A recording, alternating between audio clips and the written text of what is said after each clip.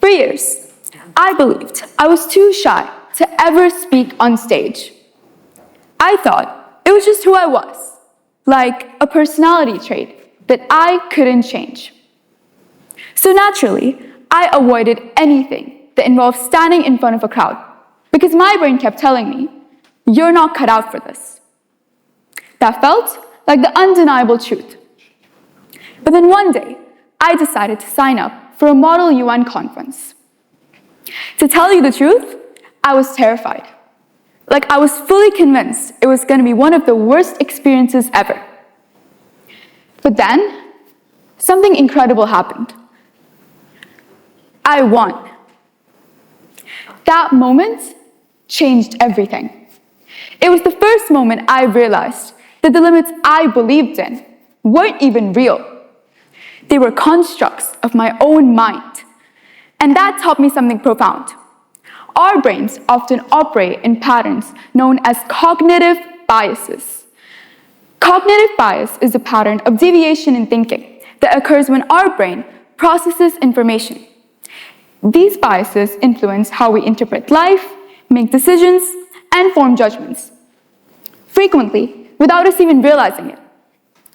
On one hand, it's a mechanism designed to make life easier, simplify decision-making, and conserve mental energy. On the other hand, though, it can hold us back.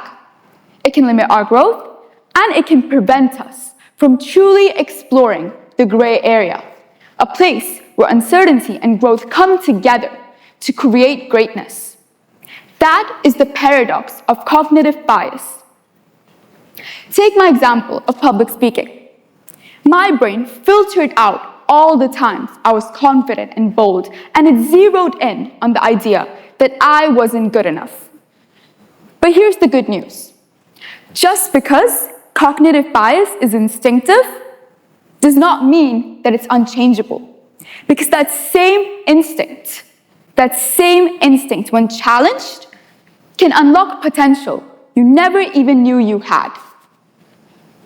Let's take this a step further. Think about the last time you doubted yourself. Hesitated to try something new? Or actively avoided a challenge? Was it really because you weren't capable? Or was it because your brain was trying to shield you from uncertainty? Now, what if, instead of listening to that little voice of doubt inside our heads, we leaned into the discomfort and proved it wrong? One of the most common cognitive biases is confirmation bias. It's when we actively look for information that confirms our existing beliefs, especially about ourselves. Think about it. How often do you Google something just to prove yourself right in an argument? Or how often do you dismiss beliefs that contradict yours? That's confirmation bias at work. Another one is negativity bias. Imagine you're giving a presentation. You could get the most genuine compliments from 5 people. But if one person says something that you don't like, if one person offers criticism, that single negative comment is what will often dominate your mind and lead to overthinking. These biases used to help our ancestors stay alert to threats like predators. But nowadays, it can make us overly self-critical. However, cognitive biases aren't always limitations. In fact, some biases, when recognized and harnessed, can become incredible tools for growth and success. Take the optimism bias, for instance, which is the belief that good things are more likely to happen to us. On the surface, this might sound a bit naive, but it's actually what drives us to dream big, to take risks, and to persevere, even in the face of setbacks. Consider J.K. Rowling. Did you know that she faced 12 rejections for the Harry Potter manuscript? But her optimism bias kept her submitting it until she finally got a yes. Without that belief in her success, without that determination, the world might have never experienced Harry Potter. And let's not forget the IKEA effect, which is the idea that we value something more when we put effort into it. This bias is why we feel so proud of projects we worked on, even if they're imperfect. Take athletes training for years to reach the Olympics. That sense of ownership and pride in their hard work, that's what drives them to keep going, even when it's difficult. That is the IKEA effect. So let me ask you this. What's holding you back right now? Is it negativity bias? Focusing on all the ways something could go wrong? Or is it confirmation bias? Convincing you that you're not good enough because you've only been looking at evidence that supports that belief? Unfortunately, recognizing these biases isn't always easy. It takes self-awareness and sometimes even failure to see how they operate in our lives. You see, our brains are wired to make these shortcuts feel automatic, even logical. But here's why it matters. The solution to these biases is not in avoiding them, trying to escape. It's in embracing the gray area, a space where success and unpredictability collide, a space where we confront the stories we've been telling ourselves and rewrite them into ones that empower us. Let's start with something practical. The next time you find yourself stuck in a loop of negativity bias, try an exercise called the gratitude reframe.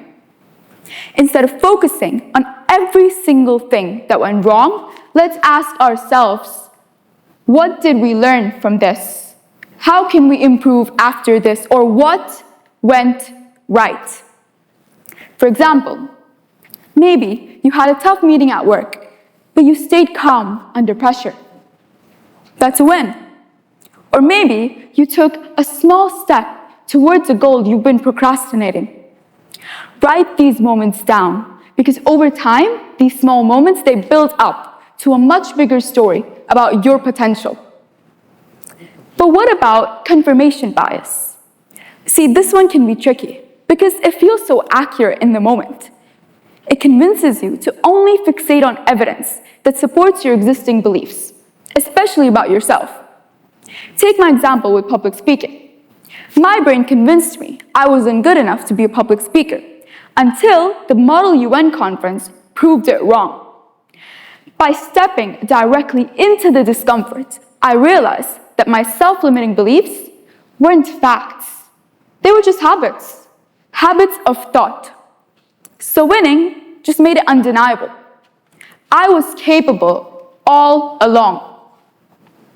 The gratitude reframe is helpful for reframing challenges in the moment, but for discovering long-term proof of your capabilities, I recommend the exercise of the reverse journal, in which you specifically build moments that challenge the negative beliefs you hold about yourself. For example, maybe you consider yourself to be a shy person, but you spoke up when you thought you couldn't. Or maybe you handled a situation better than your past self would have. Over time, this exercise starts to uncover all of the evidence that your confirmation bias has been hiding. Because when you start looking for proof of your potential, you will find it everywhere. You see, the thing about cognitive biases is that they're like those friends who always give unsolicited advice. Sometimes they're wildly unhelpful, always pointing out the negatives and reinforcing the doubts. However, when you learn to listen and redirect, they're the ones who push you to grow and reach your fullest potential. That is the paradox of cognitive bias. They're not inherently bad. They're tools. Tools that, when recognized and reframed, can help you thrive and help you succeed. Take it from someone who once believed they were too shy to stand in front of a crowd. I didn't overcome my shyness overnight. In fact, I still get nervous. But what changed is this. I stopped letting my cognitive bias write the whole story. Your brain may lie to you every single day, but you don't have to believe it, because you have the power to rewrite the narrative. And if you ever catch yourself doubting that, just remember this. The same brain that told me I wasn't good enough is now helping me stand here on stage, talking to all of you. So maybe, just maybe, it's time to stop fighting the paradox and start using it to your advantage. Thank you.